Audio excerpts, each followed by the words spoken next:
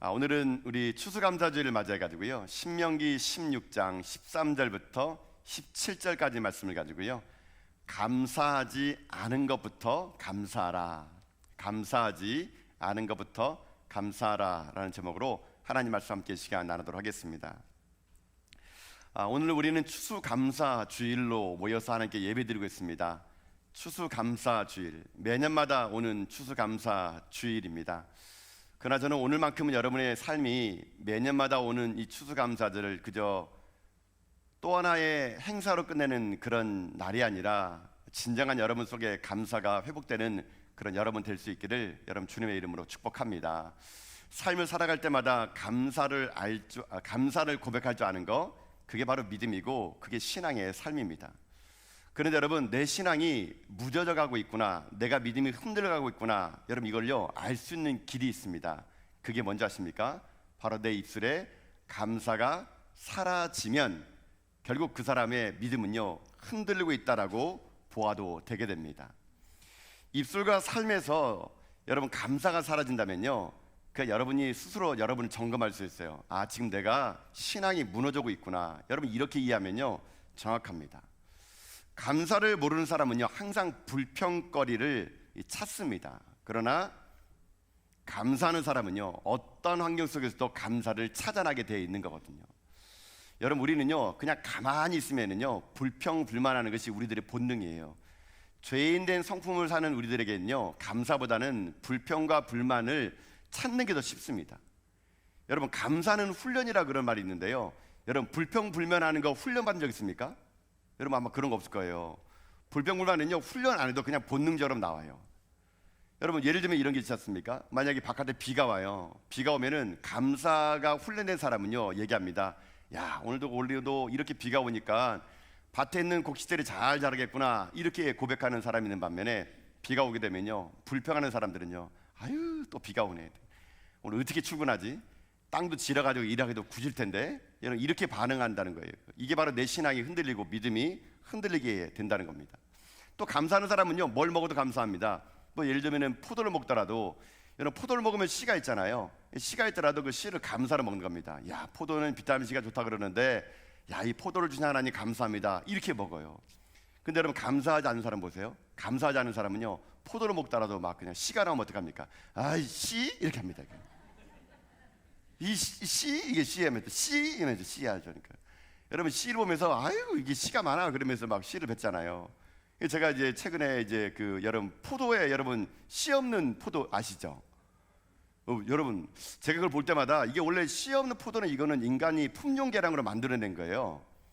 좀 그거 볼 때마다 이런 생각했어요. 야, 얼마나 사람들이 불평했으면 씨 없는 이런 포도까지 만들어냈을까. 씨 없는 수박 이런 거 있잖아요. 그거 먹을 때마다 인간이 참 불평하니까 인간의 불평을 인간들이 스스로 해결하려고요 씨 없는 수박, 뭐 씨 없는 포도 만들어냈는데, 저는 그걸 볼 때마다, 물론 저도 먹습니다. 볼 때마다 야, 참 이게 편한 것 같지만은 우리의 불평이 이런 과일 하나에 씨가 나오는 것 보면서도 이런 게 우리의 본능인가? 여러분 그런 생각을 많이 해보게 됩니다. 시각의 차이 같아요. 감사하는 사람은 장미꽃 보고서도 그 꽃의 아름다움을 보지만, 불평하는 사람들은 장미꽃의 가시를 보면서 불평하지 않습니까? 감사하는 사람은 국화꽃을 보더라도요 그 꽃의 아름다움을 노래하지만, 불평하는 사람 보세요. 국화꽃 보면은 아유 쑥 냄새나, 난 싫어, 뭐 이런 사람도 있다는 겁니다.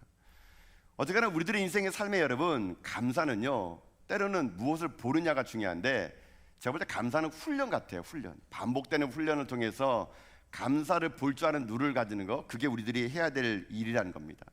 여러분, 그래서요 감사는요 시각을 바꾸는 겁니다. 생각을 바꾸는 겁니다.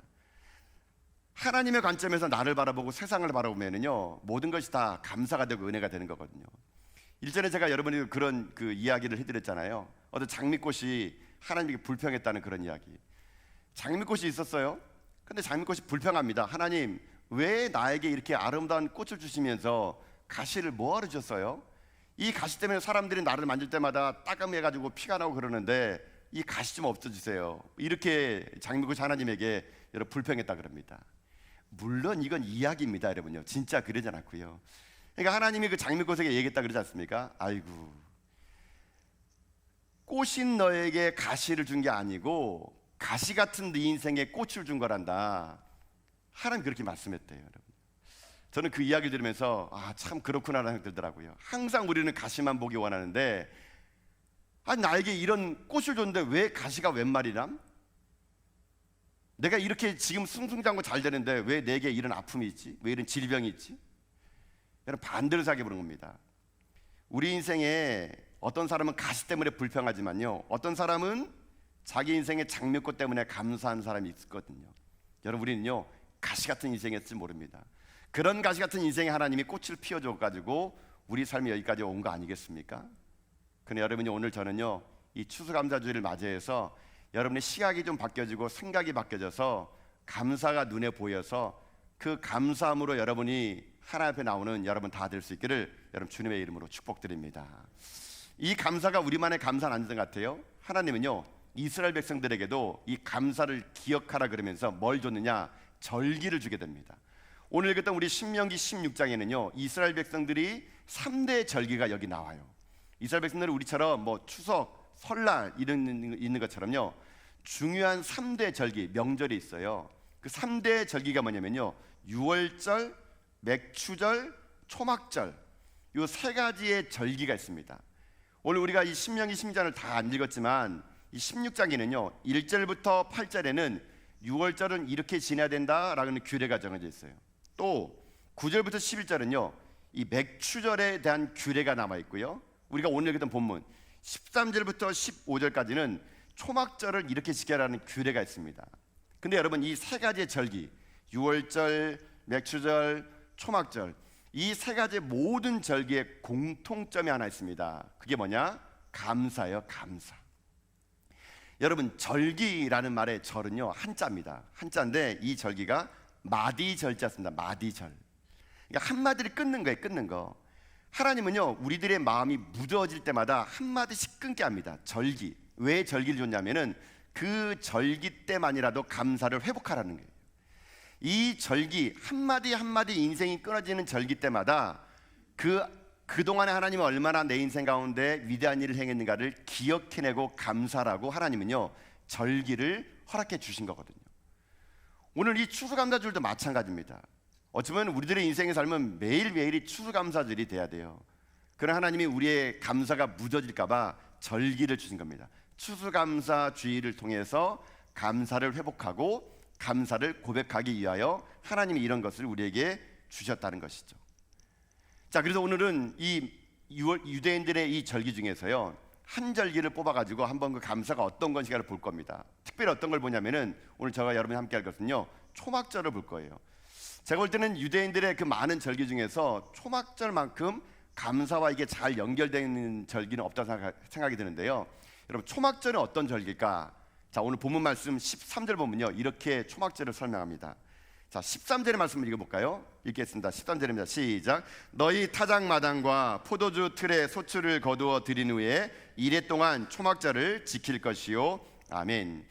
자, 한번 들어보세요. 유대인들은 유대 달력으로 7월 15일부터 일주일 동안을 초막절이라는 절기를 드리게 됩니다.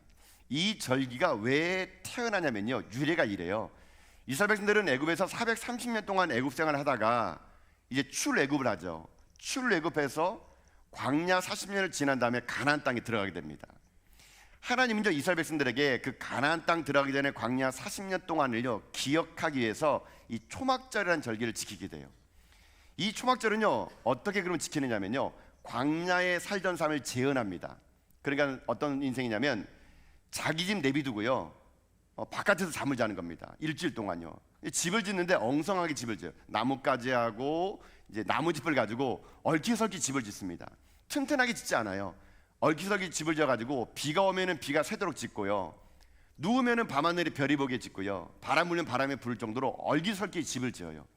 이게 유대력 7월 15일 날 일주일 동안 이스라엘 사람들, 지금 유대인들이 그렇게 드립니다.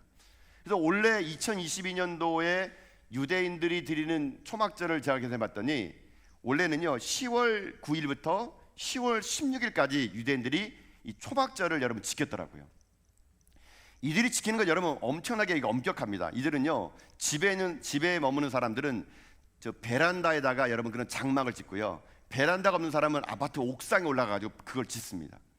자기는 가난해가지고 아파트도 없고 베란다도 없으면 어떻게 하느냐, 큰 교회 마당에 다 모입니다. 그래서 교회 운동장에다가 초막을 다 지어놓고요, 거기서 일주일 동안 삶을 삽니다. 이게 끝이 아닙니다. 여행 중에 있는 사람도 초막절을 지켜요. 만약에 자기가 여행 중이면은요, 낙타를 타고 간다, 그럼 낙타 위에다가 초막절을 지켜야 됩니다. 장막을 지어요. 배를 타고 간다, 배 위에다 짓습니다. 먼 나라 출장 갔다, 호텔에 있다, 여러분 그래도 지켜야 돼요. 근데 다른 나라 가서 호텔 같은 데 올라가지 못하니까요, 그럴 때는 이스라엘 사람들이 밖에 나가가지고 풀을 뜯어서라도 이 호텔 옥상에 던져놓습니다. 그 정도로 이 사람들은 이 초막절에 대한 절기를요 그렇게 지킵니다. 그럼 이들이 이렇게 초막절을 지키는 이유가 뭘까요? 또 하나님은 이들에게 왜 이런 초막절을 지키겠을까요? 거기에는 몇 가지 이유가 있다는 겁니다.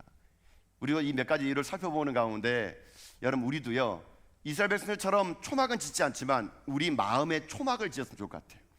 우리 마음에 초막을 지어서 우리도 이 유대인들이 했던, 이스라엘 백성들이 했던 이 초막절의 절기를 회복하면서 우리 안에 있는 감사가 회복되는 그런 우리들의 인생길 될 수 있길 여러분 주님의 이름으로 축복드립니다. 자, 그러면은 초막절을 지키게 한 이유가 뭘까? 왜 그들은 초막절을 통해서 무엇을 얻으려 그랬을까? 하나님 무엇을 그들에게 요구하신 것인가? 첫 번째는요, 초막절을 통해서 이걸 기억하라는 겁니다. 간단합니다. 하나님의 은혜를 잊지 말라는 겁니다. 하나님의 은혜를 잊지 말라. 여러분 성경책 보십시오. 성경책 오늘 말씀 15절 말씀 보세요. 자, 15절 말씀을 읽어보겠습니다. 함께 읽겠습니다. 시작. 내 하나님 여호와께서 택하신 곳에서 너는 이레 동안 내 하나님 여호와 앞에서 절기를 지키고 내 하나님 여호와께서 내 모든 소출과 내 손으로 행한 모든 일에 복 주실 것이니 너는 온전히 즐거워할지니라. 아멘. 자, 초막절이라는 이 말은요, 이 구약 성경 보면은 다른 절기로 이 절기가 표현됩니다. 여러분 성경을 읽어보신 분 중에 수장절, 장막절이라는 말 나오는데 이게 다 초막절이에요. 수장절, 장막절이라는 게 뭐냐면요, 이런 얘기입니다. 이스라엘 백성들이 추수를 거둔 다음에 추수한 곡식들을 창고에 걷어들입니다. 그때를 수장절이라고 하게 됩니다. 그러나 곡식들을 다 걷어들 가지고 이 창고에 가득 모아놓은 그때 하나님 밖으로 나가라 그럽니다. 그리고 밖에서 7일 동안 초막 짓고 살라 그럽니다. 왜 그랬을까요? 여러분 하나님은요 이런 겁니다. 사람이라는 게요 풍성할 때 하나님을 잊어버릴 때가 많거든요. 내가 곡식을 다 걷어들이고 풍성하게 되면요 하나님을 잊어버립니다. 하나님 이스라엘 백성들이 풍성하게 추수를 다 거둔 다음에 하나님을 잊어버릴까봐 풍성한 곡식을 다 놔두고 어디로 가려 그러냐? 장막을 치라 그럽니다. 얼기설기 서진 장막으로 가서 거기에서 하나님을 기억하라는 겁니다. 내가 이렇게 풍성하게 살 수 있는 것은 하나님의 은혜였다는 것을 그들이요 잊지 말라는 겁니다. 환경이 나로 하여금 풍요롭게 해줄 때 그때 여러분 그때 감사를 고백할 수 있는 것이 진짜 그게 진짜 감사거든요. 여러분에게는 언제가 감사가 오게 됩니까? 여러분 정말 언제 하나님 앞에 감사하며 삽니까? 제가 요 이야기를 할 때 그저 일전에 한번 여러분이 했던 그분의 생각이 나는데요. 일전에 어떤 이제 제가 전했던 교회에서 우리 성도들과 함께 이제 그 성지순례를 이렇게 갈 때가 있었어요. 성지순례를 가서 이제 성지순례 거의 끝 무렵이 됐을 때였습니다. 부부가 젊은 부부가 이제 성지순례 가가지고 성지를 보면서 하나님의 그 땅에서 하는 역사를 쭉 보고 있는데 그분에게 아들이 한 명 있었어요. 아들이 한 명 있었는데 22살 먹은 아들이 있었는데 이 아들이 어떻게 되느냐? 부모님이 성지순례 가는 그때 자기는 청년부 수련회 간 거예요. 겨울 수련회를. 겨울 수련회 가서 거기서 은혜 받고 봉사하면서 헌신하면서 오겠다고 이제 아들을 이제 보냈단 말입니다. 근데 이 부부들은 이제 성지순례 온 거예요. 근데 이제 성지순례 막바지 됐을 때 한국으로부터 이제 비보가 날라옵니다. 그 22살 먹은 그 아들이 이 수련회를 진행하는 저녁에 물건을 사려고 잠깐 자전거 타고 나오다가요 트럭과 부딪혀가지고 거기서 그 자리에서 이게 죽음을 맞이하게 돼요. 아들의 죽음의 소식이 지구 반대편으로 들려옵니다. 마지막 성지순례 코스를 하는 그 상황 속에서 그 비보를 들은 부모님의 마음은요 여러분 어땠을까요? 먼 곳에 있다 보니까요 딱 한숨에 달려가지도 못해요. 차갑게 시신으로 변한 아들을 싸늘하게 한번 끌어보지 못하는 그 어머니는요, 제가 그 호텔방에서 그 사람이 이렇게 울 수 있구나라는 그런 그 서러움의 울음 있지 않습니까? 그 소리를 듣는데 가슴이 정말 미어지더라고요. 그 아들은 지금 시신은 냉동고에 있고 부모는 천리말리 떨어진 그 성지에 있는데 한숨에 달래가지 못하는 그 부모님의 찢겨지는 마음은요 정말 가슴 아팠습니다. 근데 그 비보를 드릴 때가 또 하필이면 그 성지에서 주일이었어요. 주일 아침에 그분이 와서 예배를 드리는데 예배가 되겠습니까? 그냥 예배 자체가 울음이었습니다. 우리 성지순례팀은 성지순례를 중단하고 한국으로 귀환하기 위해서 백방으로 항공편을 알아보고 여러 가지 알아봤는데 이게 길이 안 나오는 거야. 길이 안 나오는 거예요. 이게 단체로 묶여 있다 보니까 여러 가지 문제가 있어가지고요. 그래가지고 모든 성지순례를 스탑하고 이제 그 일을 준비해 나가는데 그분들이 오셔가지고 이 말하더라고요. 목사님, 어차피 내가 지금 하루 이틀 일찍 한국 가나 늦게 가나 죽은 아들 살아난 것도 아닌데 그냥 다 일정 소화하세요. 그분들의 그 말에 그 일정은 소화하긴 했어요. 물론 그분들은 일정을 따라오지 않고 호텔에 계속 머물렀죠. 한국에 돌아왔습니다. 22살 아들, 그 차갑게 변해버린 아들을 엄마는 품에 안고 서럽게 울었습니다. 어떻게 장례를 치러야 될까 고민스러웠습니다. 근데 저보고 장례를 치러달래요. 목사님이 장례를 치러달라는 겁니다. 그래서 제가 이제 장례를 치러야 되는데 여러분, 목사가 여러분 장례 치를 때 가장 어려운 것도 있어요. 이렇게 자녀를 먼저 앞서 보낼 때 여러분 참 그때는요 목사도 참 힘들어요. 무엇을 하고 위로해야 될지 제가 고민 많이 했습니다. 하나님, 무엇이라고 이 가정에 위로를 해야 되겠습니까? 그때 그냥 제 마음에 하나님의 그냥 마음이 들었기에 그냥 그 말대로 그 장례식장에서 그분들이 얘기했어요. 집사님, 힘드시죠? 힘들 겁니다. 아들 잃어버린 슬픔 그거 모를 겁니다. 아무도. 근데 하나님이 제게 그런 마음을 주셔서 제가 이 말씀 전합니다. 그래도 감사합시다. 22년 동안 그 아들 준 거 감사하지 않습니까? 22년 동안 건강하게 내 아들 내 품에서 살 수 있도록 도와준 거 그거 감사합시다. 22년 동안 내 곁에 있는 그 아들 주신 거 감사하면서 우리 감사해보지 않겠습니까? 말씀을 전한 저도요 이분들이 이걸 받아들일 수 있을까라는 내심 그런 마음이 들었어요. 여러분, 얼마나 힘들겠습니까? 감사는 머리로는 이해가 되겠는데요, 지금 아들이 죽은 이 환경 속에서 아들이 놀러 간 것도 아니잖아요. 수련회 가다가 사고 난 거잖아요. 자기는 놀러 간 거 아니잖아요. 또 성지순례 가서 하나님의 그 성지의 땅에서 하나님 만나고자 간 거 아니에요. 근데 아들이 싸늘한 죽음 앞에서 감사가 도저히 나올 수 있을까? 찬양을 내내 부르고 그 아들을 다 화장했습니다. 그리고 안치장 시켰어요. 그분이 근데 찾아와서 저에게 그런 말 하더라고요. 목사님, 감사합니다 하더라고요. 뭐가 그리 감사합니까 하니까 목사님 말씀이 생각을 많이 해봤대요. 그래, 22년 동안 이 아들을 내게 준 거 하나님 감사합니다. 22년 동안 이 아들 때문에 웃고 울을 날 많아서 참 감사합니다. 자기가 감사가 된대요. 또 이런 말 하더라고요. 우리 아들, 공부 잘하고 똑똑한 우리 아들 이 땅에서 좋은 땅 더 넓은 곳에 가서 유학 가서 공부할 수 있었는데 우리 아들 이 땅보다 더 좋은 천국으로 하나님 들어가서 감사합니다 하더라고요. 근데 마지막 또 그분이 이 말 하더라고요. 근데 하나님, 목사님, 제가 하나 더 깨달은 게 있어요. 하나님을 알겠어요. 이제야 자기의 아들을 십자가에 내어준 하나님의 마음이 얼마나 찢겨졌을까. 온 인류를 위하여 자기 아들을 우리를 위해서 내어주신 그 하나님의 마음을 제가 아들을 잃어보니까 그 하나님 마음이 알아지겠어요. 이렇게 그분이 고백하더라고요. 목사보다 나은 것 같더라고요. 그 믿음의 고백 앞에 저도 참 가슴이 먹먹하더라고요. 하나님은요 우리들의 인생의 삶에 때로는 감사하지 못할 환경으로 우리를 끌어갈 수 있습니다. 왜 편안한 집 놔두고 왜 장막에서 살아야 되는데, 왜 이렇게 풍요로운데 왜 나는 이렇게 힘들게 살아야 되는데. 여러분, 하나님은요 우리들에게 이 추수감사주의를 통해 가지고요 감사하지 않은 것부터 감사하기를 원하십니다. 우리의 삶에 그동안에 불평했던 것부터 감사의 고백을 하게 하나님 원하십니다. 쉽지는 않을 겁니다. 그러나 불가능하지는 않습니다. 오늘 우리 다시 한번 무뎌진 감사를 회복하는 가운데 이 추수감사주의를 맞이해서 하나님의 은혜, 여기까지 나를 인도하신 하나님은 내 앞날의 삶도 인도할 것이라는 믿음을 가지고요 여러분, 날마다 감사가 여러분의 일상이 되고 습관이 되고 여러분 다 될 수 있기를 여러분 주님의 이름으로 축복드립니다. 이게 초막절에 주신 하나님의 첫 번째 감사의 의미 같아요. 그러면 두 번째가 있는 뭐냐면요, 두 번째, 하나님께서 왜 이 백성들에게 이 초막절을 주시면서 감사를 선택하라 그럴까? 두 번째는요, 그 감사를 자녀들에게 가르치라는 겁니다. 감사를 가르치기 위해서 이 초막절을 주는 거예요. 자, 오늘 본문은요, 여러 군데 성경책에 초막절의 이야기가 나오는데요, 레위기 23장 42절 43절에는요 초막절의 절기에 대해서 이렇게 기록됐습니다. 제가 말씀 한번 읽어드릴게요. 레위기 23장 42절 43절 보면 이런 말씀이 있습니다. 너희는 이레 동안 초막에 거주하되 이스라엘에서 난 자는 다 초막에 거주할지니 이는 내가 이스라엘 자손을 애굽 땅에서 인도하여 내던 때에 초막에 거주하게 한 줄을 너희 대대로 알게 함이니라. 나는 너희 하나님 여호와니라. 아멘. 자, 하나님께서는 어떻게 말씀하시냐면 레위기 말씀에 이런 말씀이 있어요. 초막절을 지키래요. 근데 이것이 너의 자손들에게 대대로 가르치라는 겁니다. 알려주래요. 자, 한번 상상해 보세요. 지금 초막절을 지키고 있어요. 아들과 함께요.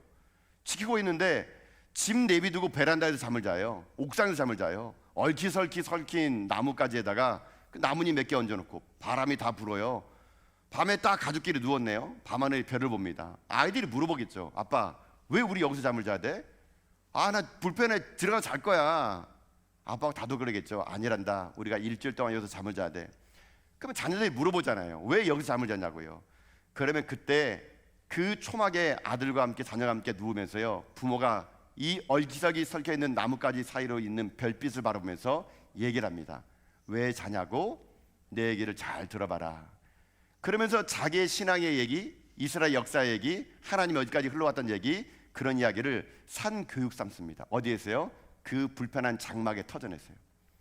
여러분, 절기를 뭔지 아십니까? 추수감사절을 뭔지 아십니까? 이거를요, 감사를 모르는 세대의 감사를 가르치는 것입니다. 여러분, 여러분 자녀들에게 여러분이 살아왔던 이야기를 꼭 해주세요. 여러분의 삶의 자리에서 하나님이 얼마나 위대한 일을 행하는 걸 가르쳐줘야 됩니다. 제가 여러분에 부탁드렸죠. 추수감사절 헌금 봉투할 때 아빠, 엄마, 가족들이 다 한 줄 한씩 쓰라고요. 그럼 자녀들이 물어보겠죠. 왜 이거 아빠 써야 돼요? 그때 가르치는 겁니다. 추수감사절이 뭔지를. 1층 로비에 있는 감사나무에 여러분 감사를 쓰는 거예요. 왜 써요? 가르치는 거예요. 아빠, 이거 왜 달아야 돼요? 그때 여러분이 그 나무 보면서 감사가 뭔지를 가르치는 겁니다. 감사는요, 가르치는 거예요. 하나님은 이 감사가 끊어지지 않도록 다음 세대에게 이 절기 때마다 부모의 입을 통해서 가르치겠다는 겁니다. 저는 그래서 여러분에게 도전드리고 싶습니다. 여러분, 전 여러분들이 자녀들에게요, 부지런히 감사를 가르칠 수 있는 그런 영적 부모가 될 수 있기를 주님의 이름으로 축복드립니다. 가르치세요. 여러분, 가르치는 것이 이것이 진정한 교육입니다. 그래서 여러분 생일 때 여러분 그냥 지나가지 마세요. 여러분 자녀들에게요, 꼭 선물하라 그러세요. 여러분, 부모의 은혜를 감사할 수 있도록요, 여러분 어버이날 때라든가 여러분 생일 때 있지 않습니까? 자녀들에게요, 꼭 감사의 선물하라고 가르치는 겁니다. 아이들 불러놓고 얘기하는 겁니다. 아들아, 엄마 다음 주 생일이란다. 꼭 기억해라. 엄마 한번 삐지면 오래가는 거 알지? 뭐 이렇게 가르치면서 엄마는 큰 거 바라지 않는다. 아주 자그마한 거 바란다. 14K 다이아몬드 이런 거 뭐 있어. 아빠는 큰 거 바라지 않는다. 그냥 아들아, 네가 돈 많이 벌면 아빠한테 그냥 차 한 대 사줘라. 그냥 국민차 있지 않니? 국민차 사주면 된다. G80으로 사줘라. G80으로 이렇게 해가지고. 뭐 G80도 아니면은 뭐 달구지지 뭐. 그러면서 아이들에게 뭐 나는 뭐 국민차 사줘라 이렇게 하면서 아이들에게 자꾸 그 요구하시는 건요, 그 받아내게 하는 그 목적도 아니고요, 아이들에게 감사, 부모님에게 감사, 부모님에게 감사하는 걸요 가르치는 겁니다. 가르치는 거. 가르치지 않으면 감사는요 무뎌지거든요. 추수감사주일은 그겁니다. 여러분 자녀들에게 오늘 과일을 제가 하나씩 갖고 오라고 했던 건 뭐냐면요, 여러분에게 가르치려고 한 거예요. 아빠, 왜 우리 과일 가져가야 돼? 이거 뭐하러 쓰는 거야? 가르치세요. 여러분요, 그 감사가 대를 이어가야 됩니다. 그때 하나님은요, 우리 가운데 감사가 무엇인지를 우리의 입술을 통해서 자손들에게 주어지기를 원하는 것입니다. 감사들의 두 번째 의미가 뭡니까? 가르치는 겁니다. 초막절의 그 환경에서 자녀들에게 가르쳤던 이스라엘 사람들의 그 지혜를 우리가 배워서 여러분이 부지런히 자녀들에게 오늘 이 추수감사주일이 어떤 의미인지를 가르치고, 여러분의 삶의 하나님의 은혜를 가르치고 또 가르쳐서 여러분 가문이 대대손손 감사가 무엇인지를 고백하는 믿음의 가문이 되어서 진정한 하나님의 감사를 평생 동안 누리며 살아갈 수 있는 여러분 다 될 수 있기를 여러분 주님의 이름으로 축복드립니다.